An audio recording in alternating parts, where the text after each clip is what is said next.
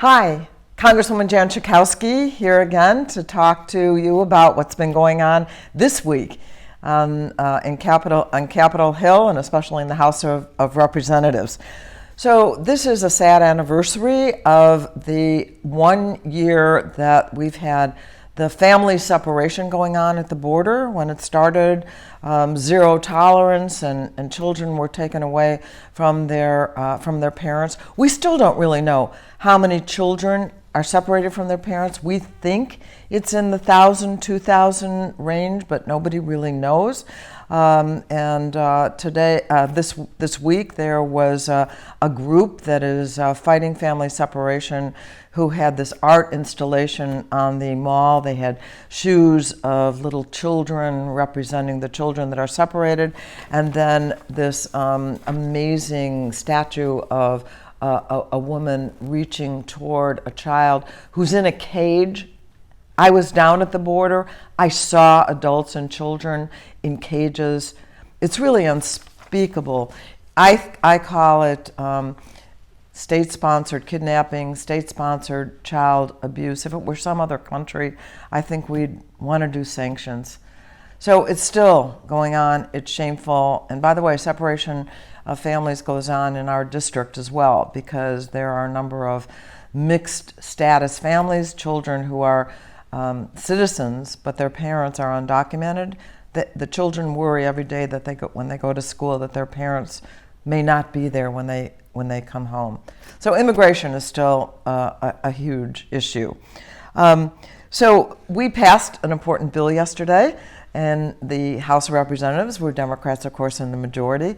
The bill is simply a statement that we will protect people with pre-existing conditions.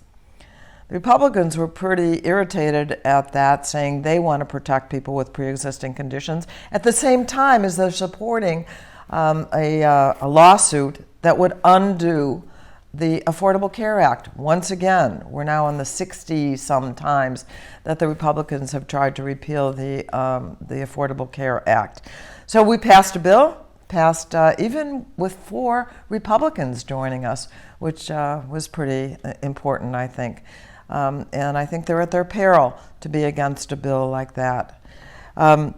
We had a very important hearing this week on big data and data privacy and the role of the Federal Trade Commission. You'll be hearing more and more about that. That right now the data companies are sharing our data, selling our data, not all of them, but a lot of them. We don't know there's no transparency of what happens when you go online to purchase something. We think that we need not only transparency, but control of your data. So we're in the process. I'm chair. It's great, have the gavel. I'm chair of the Committee on Consumer Protection and Commerce, including the data privacy issue. So we're moving ahead on that. It was a very good hearing. All of the commissioners of the Federal Trade Commission showed up. I spent time with our mayor-elect, Lori Lightfoot. She came here to Washington. She had a breakfast for the Illinois delegation, and it was really wonderful to talk to her about the issues that she's concerned about, and I really love that she's such a great listener. And then Senator Durbin had a delegation lunch with her, and once again, we were able to weigh in a kind of a private setting with her, and we're very excited about the things that she wants to do, and I think we can all try and make sure that her tenure as mayor of Chicago is a success. The beat goes on with the Muller Report, and as you know, the Attorney General of the United States now has been issued a contempt of Congress citation.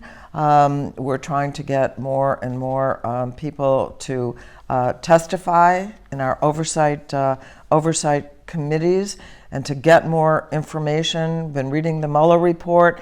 In fact, last night I organized on the floor of the House members of Congress just coming up to the microphone and reading segments of the Muller Report.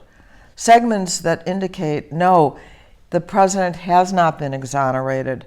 It is not all well and good and time to close the book on the Mueller investigation. There are many damning quotes, just from no speeches. It was just quotes from the document. I read the one that talked about that the president is not exonerated. So one after another, people came up. We're going to, I think, continue to do that so the American people get a real taste of what's in that Mueller report, the truth about it, not the made-up story that the Attorney General has done over and over again. So I think I'm going to wrap up there. I'm still looking for a good name for these weekly addresses. Be sure and let us know. You can do it through Instagram, or you can tell us you can tweet us, or on Facebook, or on our website. But contact me if you have a good idea. Let's try and be a little clever. Okay. See you next week.